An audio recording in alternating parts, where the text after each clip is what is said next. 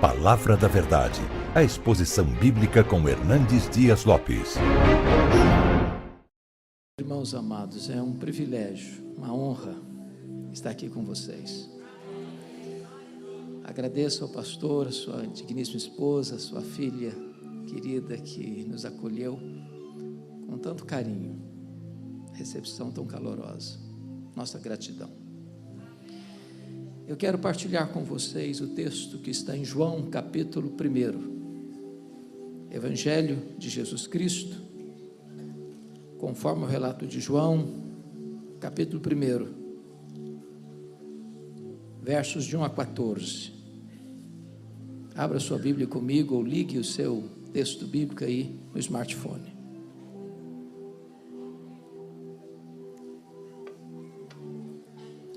João 1, de 1 a 14. Não feche mais a sua Bíblia, por favor. Mas antes da leitura desse texto, é muito importante entender que o Evangelho de João é a obra literária mais importante da história da humanidade. Nunca nenhuma obra foi tão vertida para outros idiomas e tão largamente distribuída no mundo do que o Evangelho de João. Já passam de 4 bilhões de exemplares. João escreveu este Evangelho no final do 1º século, quando os outros evangelhos sinóticos, Mateus, Marcos e Lucas, já circulavam nas igrejas há mais de 20 anos. João escreveu este evangelho quando os outros apóstolos, todos já estavam mortos, e mortos pelo viés do martírio. João escreveu este evangelho para defender a fé cristã de um ataque frontal, de uma heresia perigosa, que quase devasta a igreja nos 3 primeiros séculos, uma heresia chamada de gnosticismo, uma espécie de casamento espúrio entre a fé judaica e a filosofia grega. Todos vocês sabem que desde que Alexandre conquistou o mundo, é que o pensamento grego se espalha, a helenização domina o mundo. E um dos pilares do pensamento grego era o chamado dualismo, a matéria é essencialmente má, o espírito essencialmente bom. Desta maneira, os gregos negavam 3 doutrinas do cristianismo: a criação, a encarnação e a ressurreição. Na mente de um grego era impossível que Jesus Cristo fosse Deus e homem ao mesmo tempo, porque se ele tinha um corpo, e ele tinha, e o corpo é físico e material, e ele é, e se eles pensavam, a matéria é má, então Jesus não podia ser bom. Se Jesus não podia ser bom, não podia ser Deus. Logo no final do 1º século se começa a negar a divindade de Jesus Cristo. E João escreve este evangelho para provar uma tese, a tese de que Jesus Cristo é verdadeiramente Deus, sem deixar de ser verdadeiramente homem. Ele não deixou de ser Deus ao se encarnar, e ele não deixou de ser homem ao retornar para o céu como Deus. Então, já no vestíbulo, na introdução deste evangelho, como se João estivesse abrindo as cortinas da eternidade, acendendo as luzes no palco da história, ele então vai nos apresentar Jesus. E ele nos apresenta Jesus assim: no princípio era o Verbo, e o Verbo estava com Deus, e o Verbo era Deus. Ele estava no princípio com Deus. Todas as coisas foram feitas por intermédio dele, e sem ele nada do que foi feito se fez. A vida estava nele, e a vida era a luz dos homens. A luz resplandece nas trevas e as trevas não prevaleceram contra ela.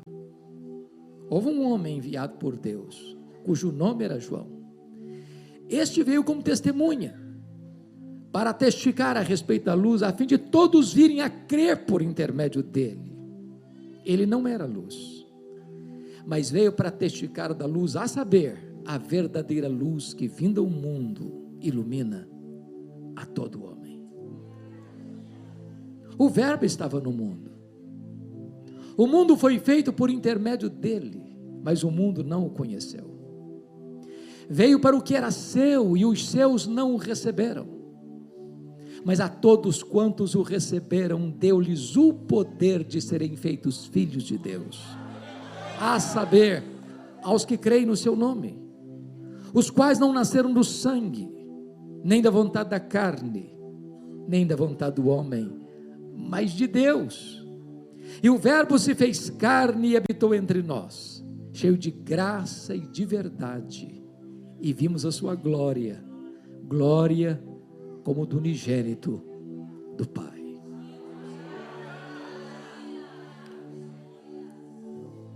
Ao abrir as cortinas da eternidade, João já quase nos tirou o fôlego, quando diz assim: no princípio era o Verbo.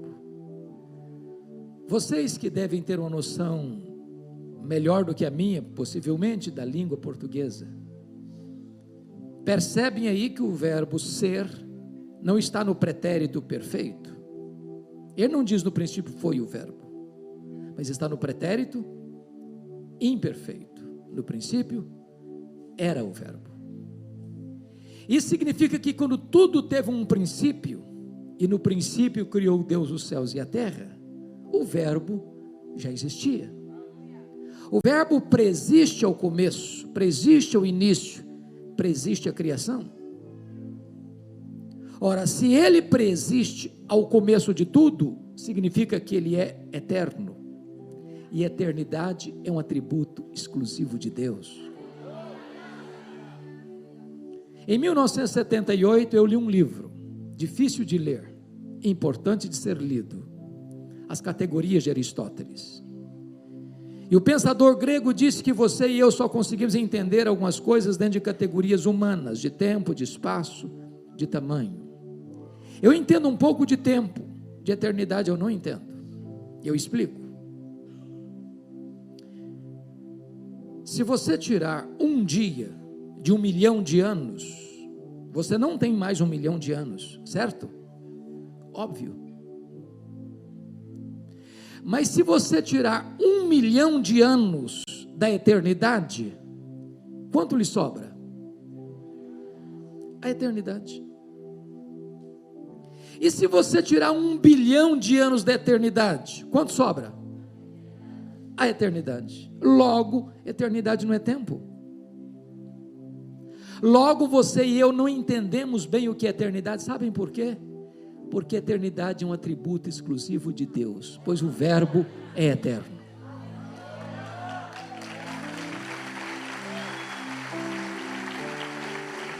E João diz que ele estava com Deus. Essa expressão na língua grega significa que ele estava face a face com Deus. Se Deus é uma pessoa e Deus é, e se o verbo estava face a face com Deus, logo o verbo não é um ser impessoal, como pensavam os gregos, mas um ser pessoal, da mesma essência e da mesma substância de Deus. Nas palavras do credo niceno, Deus de Deus, luz de luz, coigual, coeterno e consubstancial com o Pai. E João avança e diz: e o verbo era Deus. Não um ser inferior a Deus, como pensar a Ário de Alexandria, não ser apenas superior aos anjos, mas um ser da mesma substância, tendo os mesmos atributos e realizando as mesmas obras.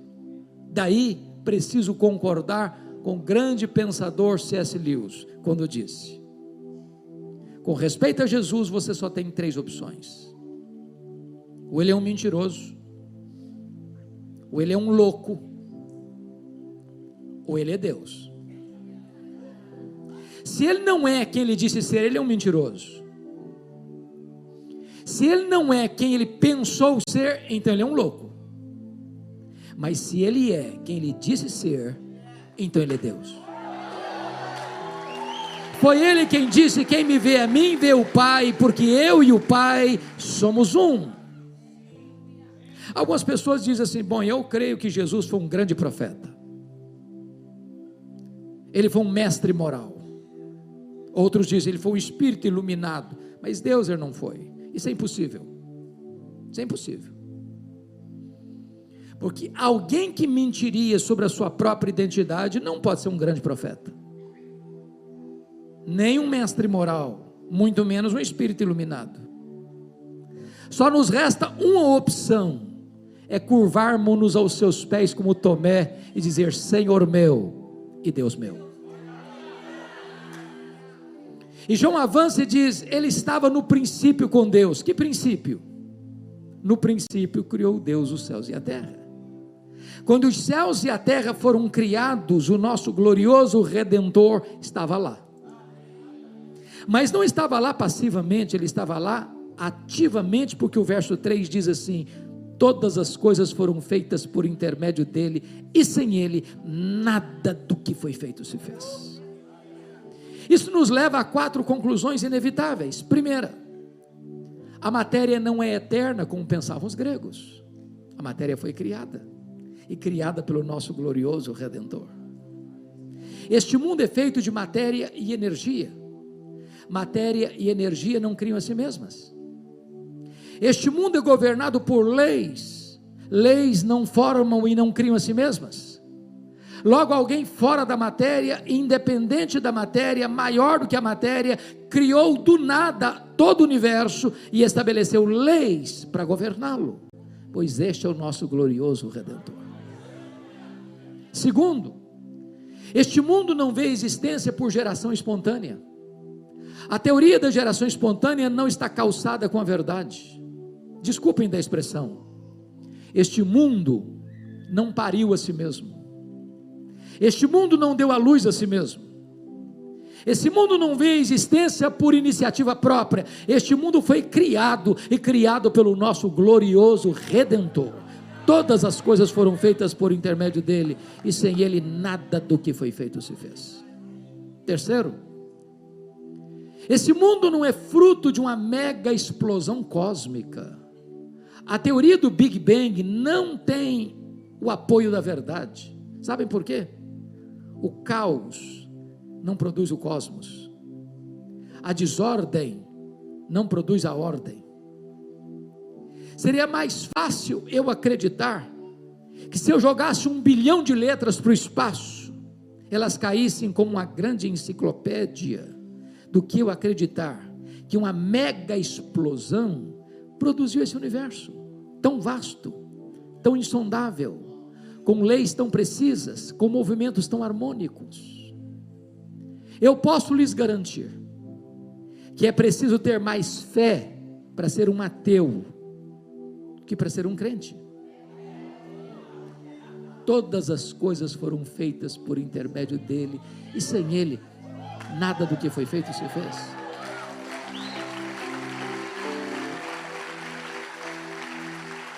Preste atenção que nós estamos no planeta Terra, e o planeta Terra está rigorosamente onde deveria estar.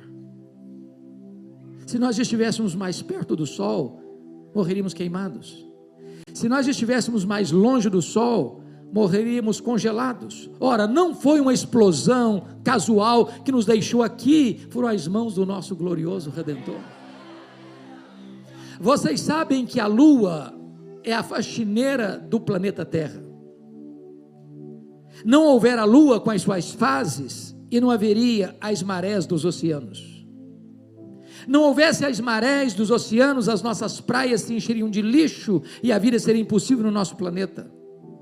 Não foi um acaso, nem uma explosão que deixou a Lua na sua órbita. Foram as mãos do nosso glorioso Redentor. Mas em quarto lugar, este mundo não é resultado de uma evolução de milhões e milhões de anos. Todos vocês sabem que neste ano se comemora, ou se celebra, ou se lembra pelo menos, que há 160 anos, 1859, Charles Darwin publicava o seu livro A Origem das Espécies em Londres, na Inglaterra. De lá para cá, a chamada teoria da evolução tem sido ensinada em escolas e universidades como uma verdade científica. Falta-lhe, entretanto, a evidência das provas.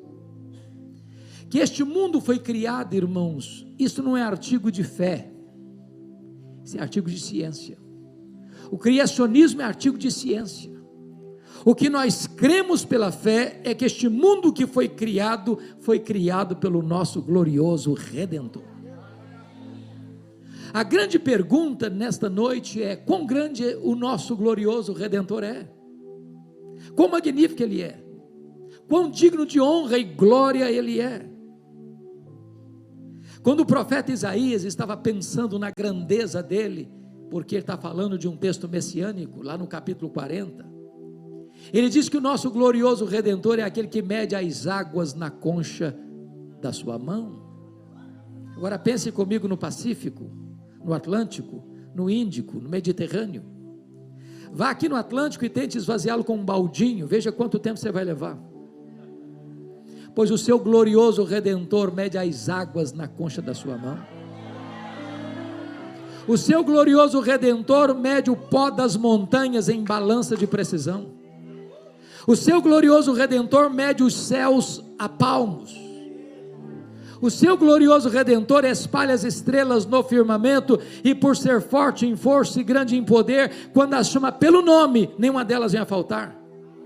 O seu glorioso Redentor olha para as grandes nações e as grandes potências econômicas e militares da terra e considera todas elas como um pingo que cai num balde, como um pó numa balança de precisão, como um vácuo, como nada, como menos do que nada, pois esse é o seu glorioso Redentor.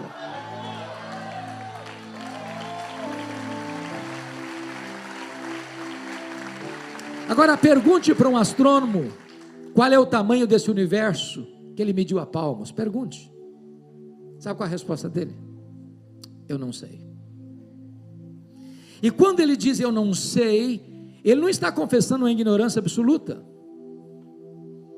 Ele está afirmando que nenhum homem, por mais robusto que seja o seu conhecimento e por mais peregrina que seja a sua inteligência, é capaz de afirmar categoricamente qual é o exato tamanho desse universo.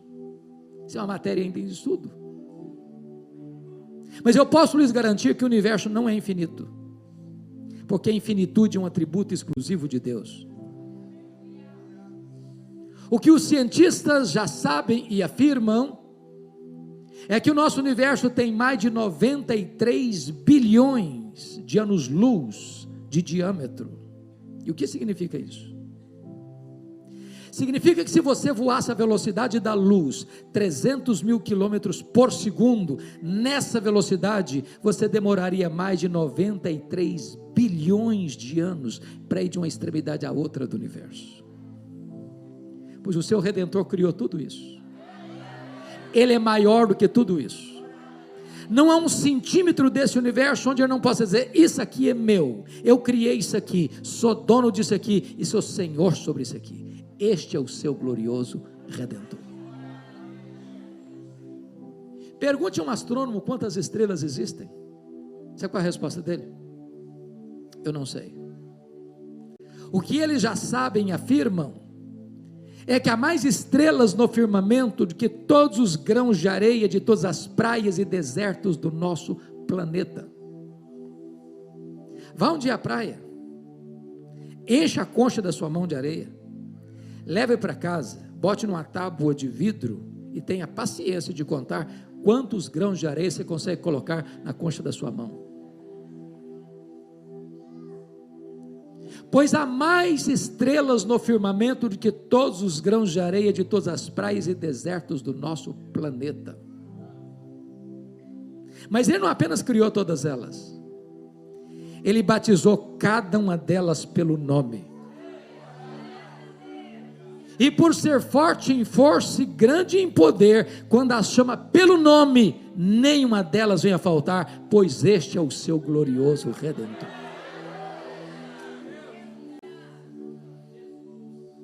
A partir do século 20 para cá, você e eu não estamos mais pasmos com a grandeza insondável do macro-universo, mas chocados com a grandeza insondável do micro-universo. Por exemplo,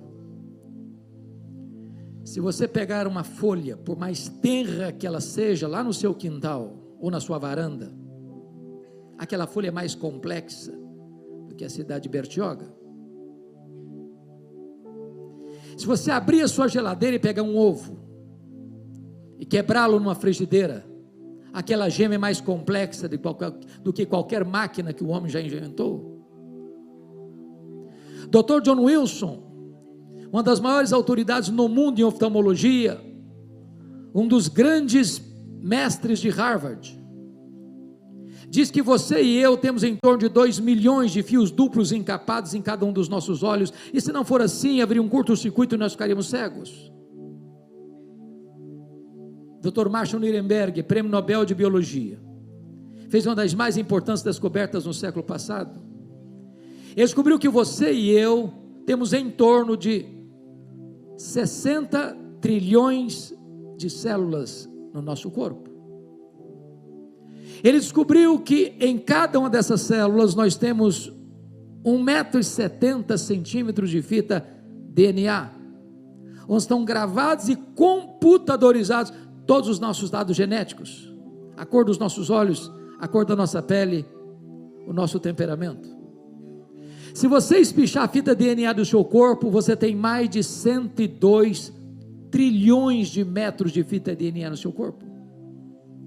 Você tem mais de 102 bilhões de quilômetros de fita DNA no seu corpo. A fita DNA do seu corpo dá para dar diversas voltas no sistema planetário. Mais tarde o Dr. Lowe vai afirmar que códigos de vida não se originam espontaneamente, nem de uma explosão, nem de uma evolução de milhões e milhões de anos. Códigos de vida foram plantados em você pelo Deus Todo-Poderoso, Criador dos céus e da terra, e este é o seu glorioso Redentor. Todas as coisas foram feitas por intermédio dele, e sem ele nada do que foi feito se fez. João vai para o verso 4 e quase nos tira o fôlego de novo, quando ele diz: e a vida estava nele, e a vida era a luz dos homens. Ora, tudo que existe no universo só existe porque recebeu vida dele. Anjos, homens, animais, o universo, enfim. Mas alguém pergunta: mas quem criou Deus? E a resposta é: ninguém.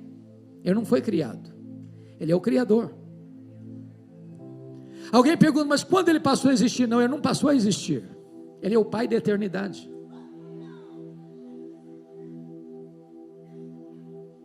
Ele é autoexistente, mas é ele quem dá vida a todos. O simples fato de você estar aqui hoje é prova que ele existe, porque é ele quem preserva a sua vida.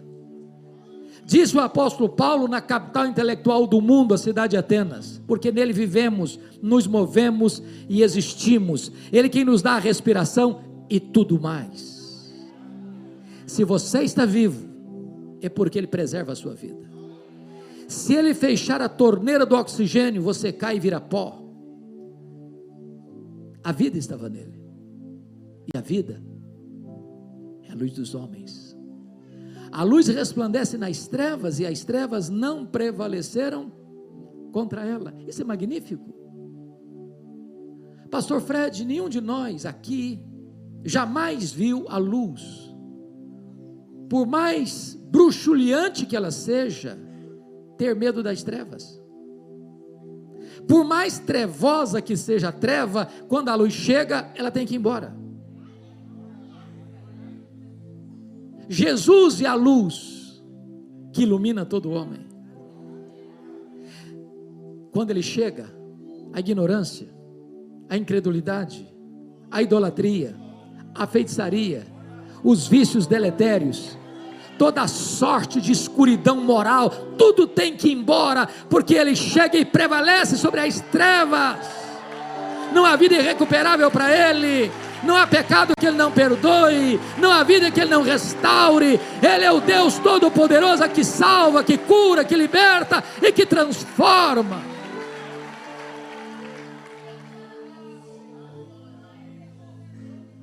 Eu disse para vocês que João escreveu este evangelho para provar uma tese. Qual tese? Jesus Cristo é verdadeiramente Deus. Até aqui, dos versos 1 a 5, ele provou essa tese de duas maneiras. Ele é Deus porque tem os mesmos atributos de Deus.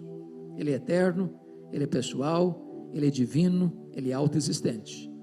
Mas Ele é Deus porque também realiza as mesmas obras de Deus. Ele é o Criador e Ele é o doador da vida. Bom, se Jesus é tudo isso, e Ele é, então você não pode ficar neutro em relação a Ele. Então você precisa tomar uma decisão em relação a Ele. Concordando com o autor do livro A Ética da Decisão, eu preciso dizer para você hoje, que você é escravo da sua liberdade. A única coisa que você não pode deixar de fazer nessa noite, é tomar uma decisão, em relação a Jesus Cristo. Talvez você até argumente, bom, mas eu entrei aqui e eu não tenho decisão nenhuma. Aliás, eu estou indeciso. Então vou lhe dizer, que a indecisão é uma decisão. A indecisão é a decisão de não decidir.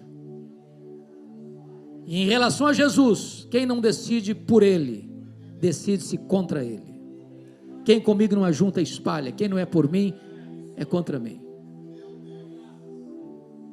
A partir de agora, do verso 6 ao verso de número 13, João vai nos apresentar 3 decisões em relação a Jesus Cristo.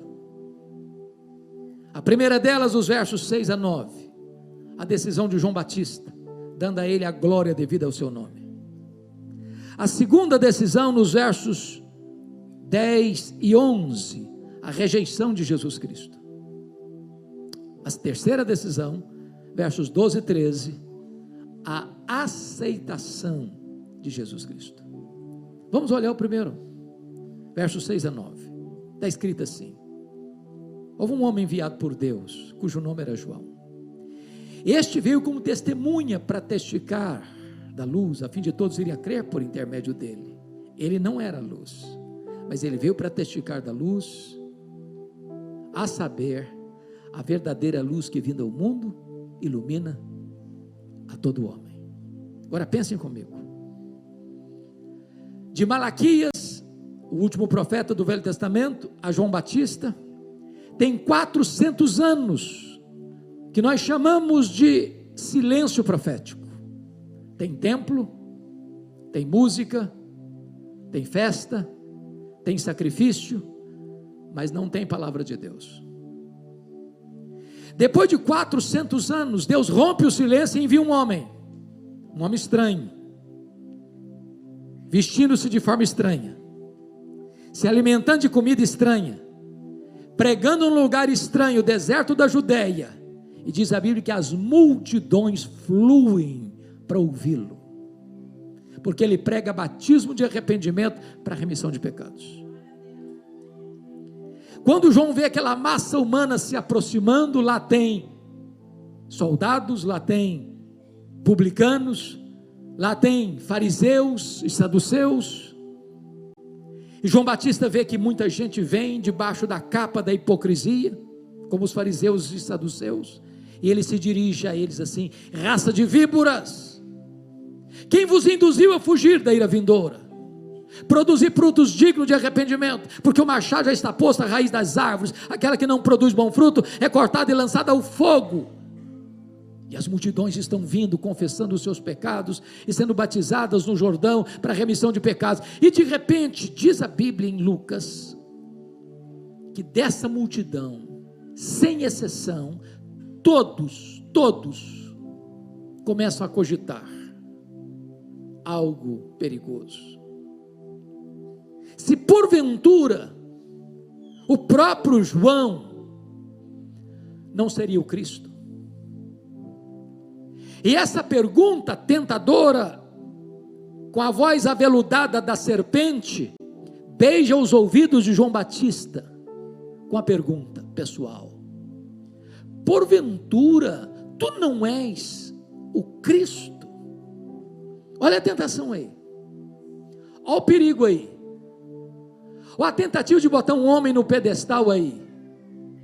Se João tivesse engolido aquela isca venenosa, ele poderia ter pensado assim: bom, na verdade, já que todos acham que eu sou, e eu acho que eu sou um fenômeno, olha aí o que está acontecendo, essa multidão toda atrás de mim. Mas ele não engoliu a isca, ele foi claro: eu não sou o Messias, eu não sou o verbo, eu sou apenas uma voz que clama no deserto. Eu não sou a luz, eu vim para testificar da luz, a saber, a verdadeira luz que vinda ao mundo ilumina todo homem. Eu não sou o Cordeiro, eu aponto para ele e digo: eis o Cordeiro de Deus que tira o pecado do mundo. Eu não sou o noivo, eu sou apenas amigo do noivo. Eu batizo com água, mas aquele que vem depois de mim é mais poderoso que eu, e ele vos batizará com o Espírito Santo e com fogo. Eu não sou nem sequer digno de me curvar, desatar as correias das suas sandálias. Eu tenho um lema de vida: convém que ele cresça e que eu diminua. O que João Batista está nos ensinando, meus amados irmãos, é que nós nunca deveríamos querer receber a glória que só pertence a Jesus. Ele não divide a sua glória com ninguém. O que João Batista está nos ensinando é que nós nunca deveríamos querer ocupar um lugar onde Deus nunca nos colocou. Dê toda a honra a Ele, porque tudo vem dEle, tudo é por meio dEle e tudo é para Ele. Mas agora vem a segunda reação, confira comigo os versos 10 e 11. O verbo estava no mundo, o mundo foi feito por intermédio dEle, mas o mundo não o conheceu. Prestem bem atenção. Nesse único versículo 10, a palavra mundo aparece 3 vezes. No grego é a mesma palavra, cosmos, cosmos, cosmos. Mas cada vez que a palavra aparece, ela tem um significado diferente. O verbo estava no mundo geográfico. O mundo físico, material foi feito por intermédio dele, mas o mundo das pessoas não o conheceram. Ao ler a sua Bíblia, cuidado, porque uma mesma palavra, num único versículo, repetida, pode ter mais de um significado. Mas a coisa fica clara no verso 11, quando diz: veio para o que era seu, e os seus não o receberam. Quem são os seus aí? Quem são os seus aí? São os judeus, o povo da aliança, o povo da promessa. Mas não o receberam por quê? Por falta de luz? Não, por falta de olhos. Por falta de evidências? Não, por falta de fé. Porque toda a história do Antigo Testamento apontava para Jesus. Desde Gênesis 3,15, da semente da mulher nascerá aquele que esmagará a cabeça da serpente. Os patriarcas falaram dele, os profetas apontaram para ele.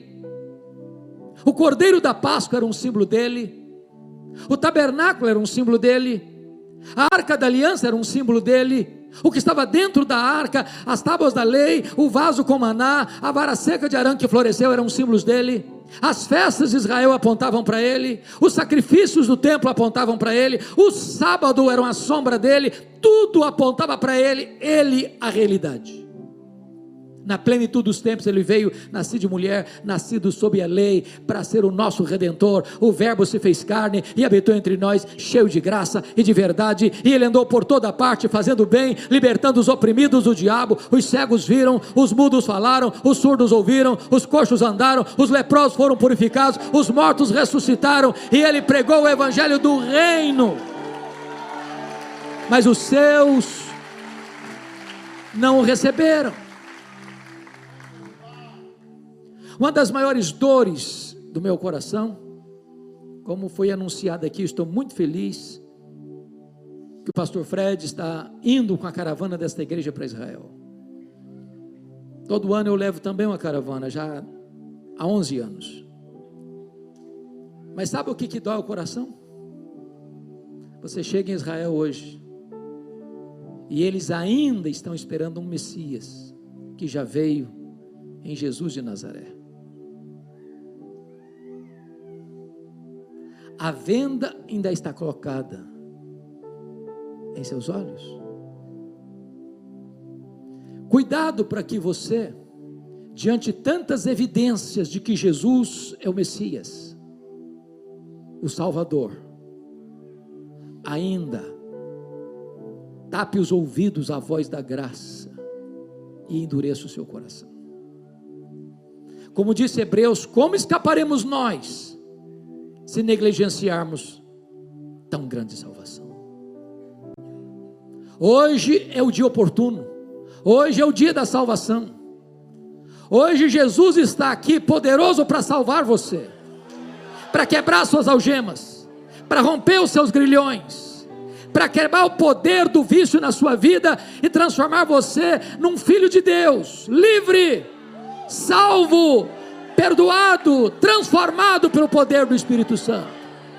Não rejeite a mensagem de Deus que ecoa aos ouvidos da sua alma nesta noite.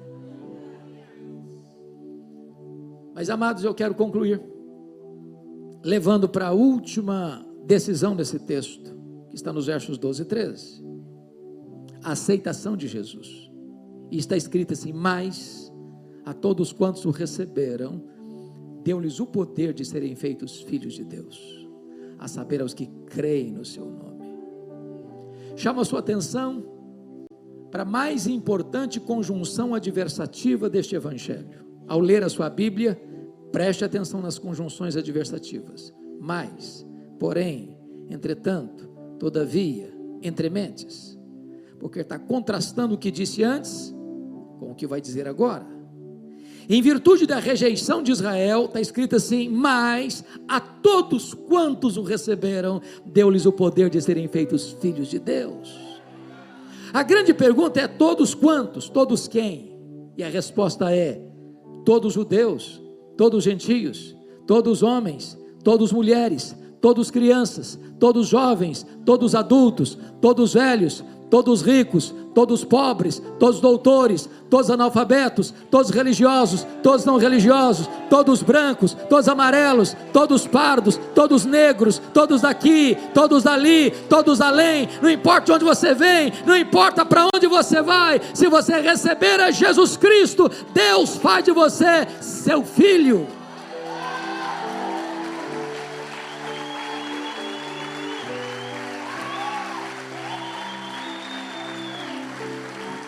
Fica claro, portanto, irmãos, que nem todos são filhos de Deus. Nem todos são filhos de Deus. Ser filho de Deus não é algo natural. Ser filho de Deus é a coisa mais revolucionária, extraordinária e milagrosa que possa existir neste mundo. É quando Ele pega você, que estava escravo do pecado, estava dominado pelo pecado, vivia na casa do valente, na potestade de Satanás, no império das trevas. Ele arranca você de lá, Ele tira as suas algemas, Ele dá vida para você, Ele restaura você, Ele perdoa você, Ele faz de você uma nova criatura, Ele coloca o seu nome no livro da vida, e Ele faz de você membro da família de Deus.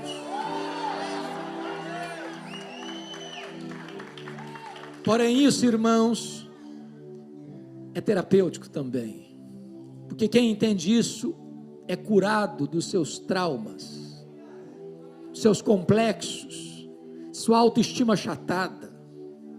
Me desculpem da expressão, me perdoe, pastor, de usá-la. Tem muito crente que, ao ler Caras, Forbes, sente uma espécie de dor de cotovelo ao ver jogadores, atores famosos seus iates, com seus jatinhos particulares, nas suas mansões cinematográficas, e ele crente, passando uma magrela.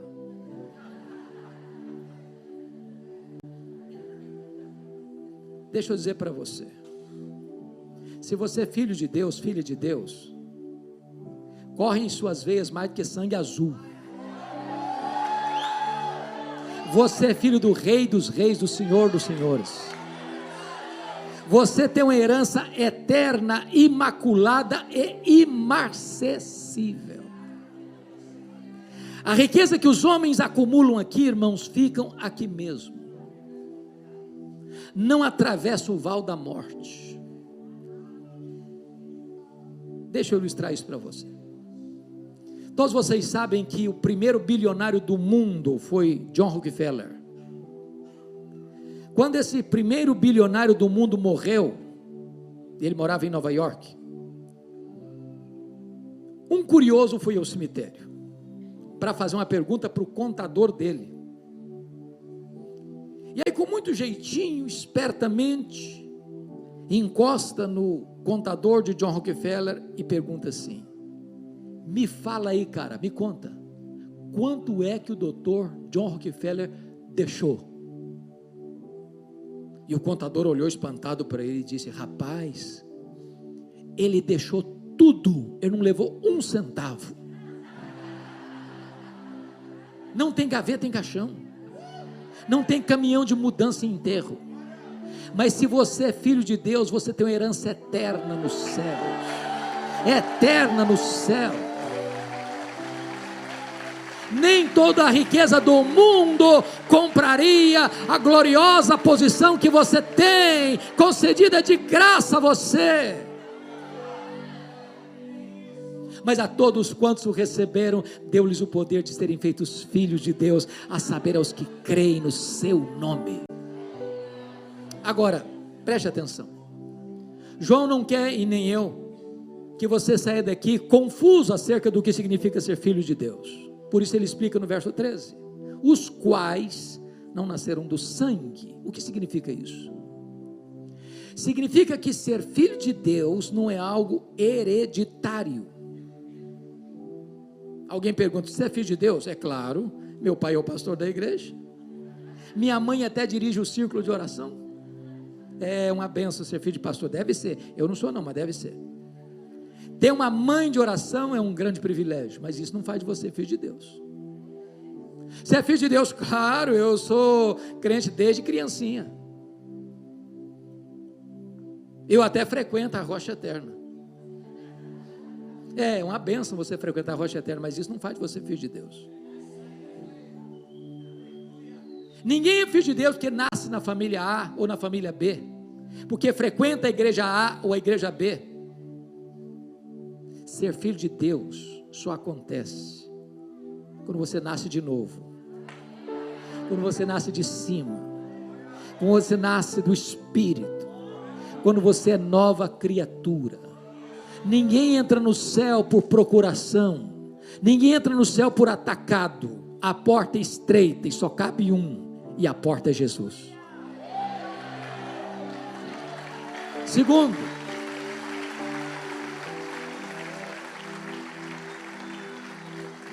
os quais não nasceram do sangue, nem da vontade da carne. Sabe o que significa isso? Nenhum de nós tem competência para se autoproclamar filho de Deus. Pense num dia bem gostoso, de feriado.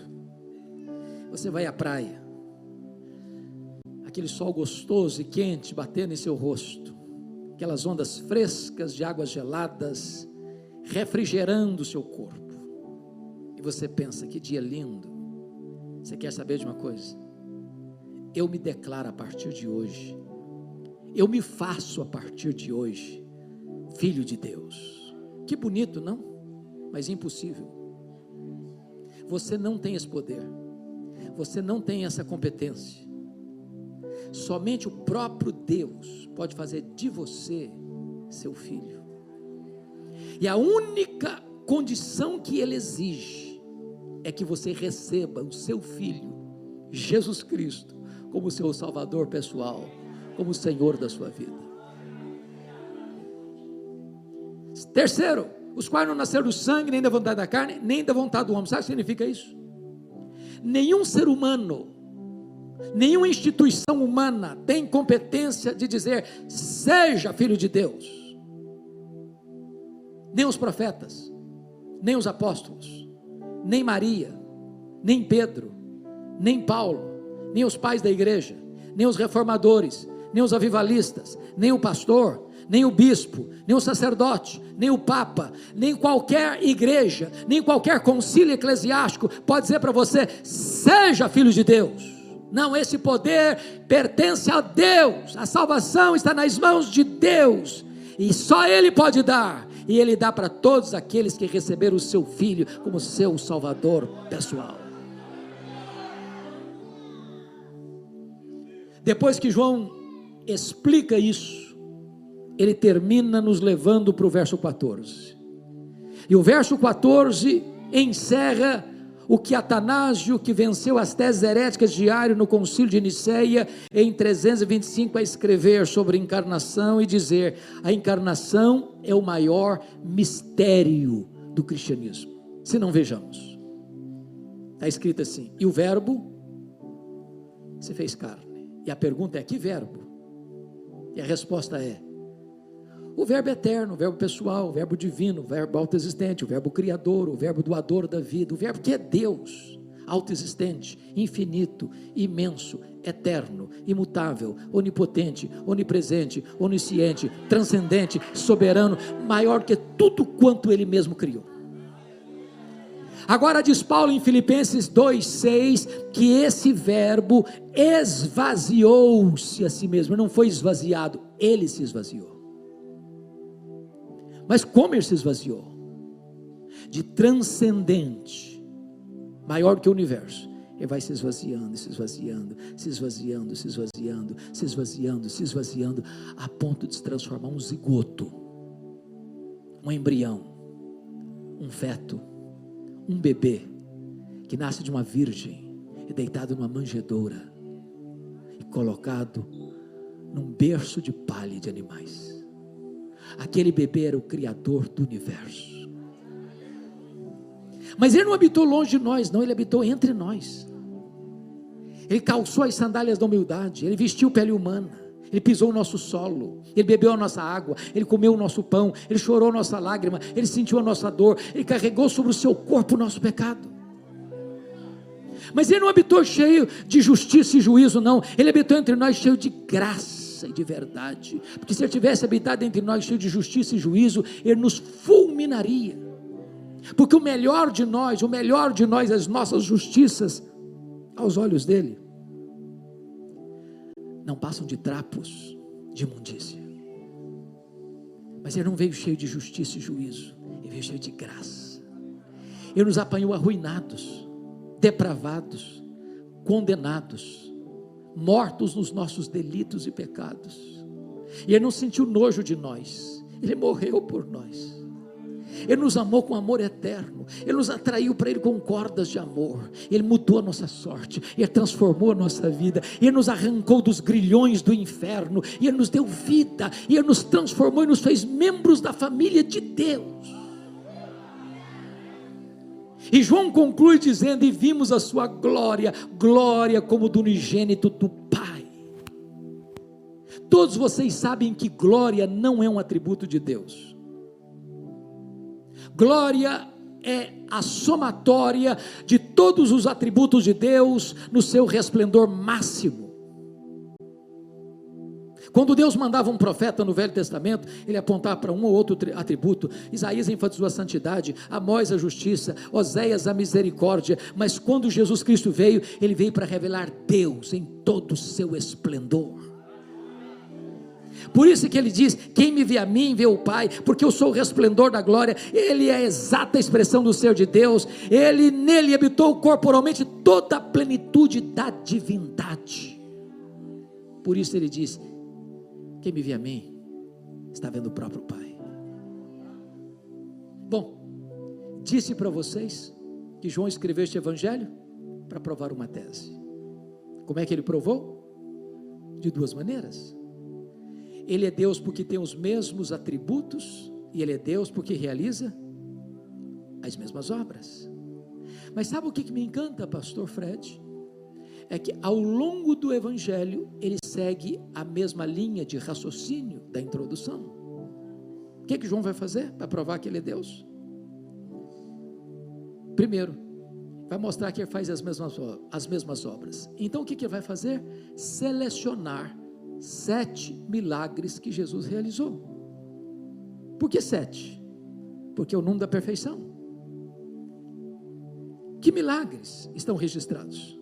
Primeiro, capítulo 2, ele transformou água em vinho. Segundo, capítulo 4, ele curou o filho do oficial. Terceiro, capítulo 5, ele curou o paralítico de Betesda. Quarto, capítulo 6, ele multiplicou pães e peixes. Quinto, capítulo 6, ele andou sobre o mar. Sexto, capítulo 9, ele curou um cego de nascença. Sétimo, capítulo 11, ele ressuscitou Lázaro. Se ele faz as mesmas obras de Deus, logo ele é Deus. Mas João vai mostrar que ele é Deus também porque tem os mesmos atributos. Sabe o que João vai fazer? Pega uma declaração de Jesus em João 8,58, antes que Abraão existisse, eu sou. Eu sou é o grande nome de Deus revelado a Moisés no Sinai. É o nome Yahvé ou o nome Javé. Se você ler numa versão Javé e na outra Yahvé, não fique triste não. É porque no hebraico a letra I e a letra J é a mesma letra. É por isso que você tem o nome Jeová. Jeová não é um nome. Jeová é a somatória das consoantes de Javé com as vogais de Adonai. E aí você tem o nome Jeová. Pois Jeová é o Jesus e Jesus é o Jeová do Velho Testamento. O que João vai fazer? Selecionar 7 declarações de Jesus, eu sou. Primeira declaração, João 6,35, eu sou o pão da vida. Segunda declaração, João 8,12, eu sou a luz do mundo. Terceira declaração, João 10,9, eu sou a porta. Quem entrar por mim será salvo, entrará e sairá e achará pastagens. Quarta declaração, João 10,11, eu sou o bom pastor dá a vida pelas suas ovelhas. Quinta declaração, João 11,25, eu sou a ressurreição e a vida, quem crê em mim nunca morrerá eternamente. Sexta declaração, João 14,6, eu sou o caminho e a verdade e a vida, e ninguém vem ao Pai senão por mim. Sétima declaração, João 15,1, eu sou a videira verdadeira e o meu Pai é o agricultor. Se ele tem os mesmos atributos de Deus, logo ele é Deus.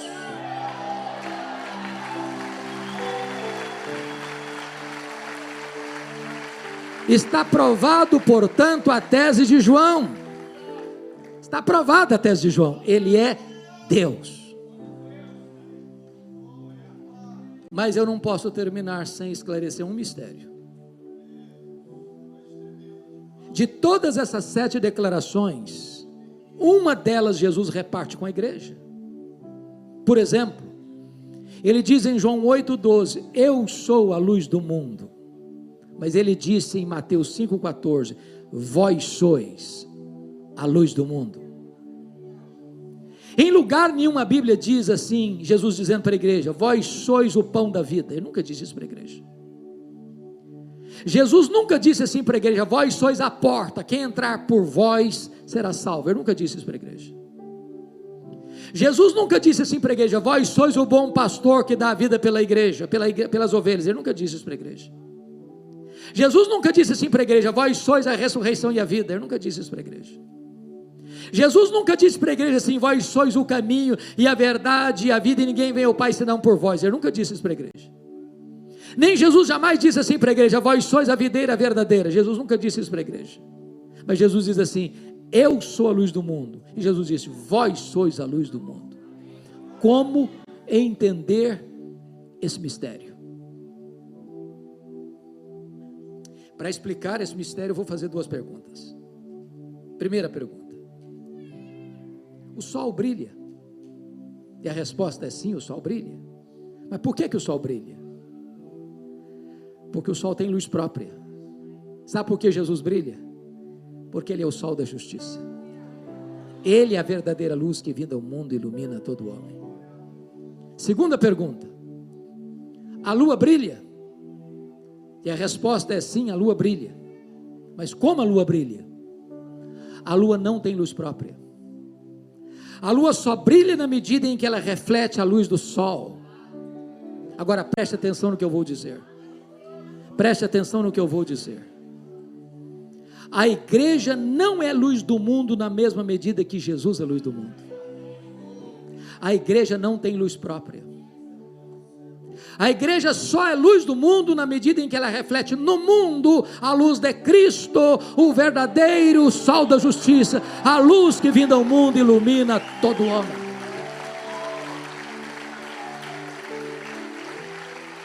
Então, sabe qual é o nosso papel?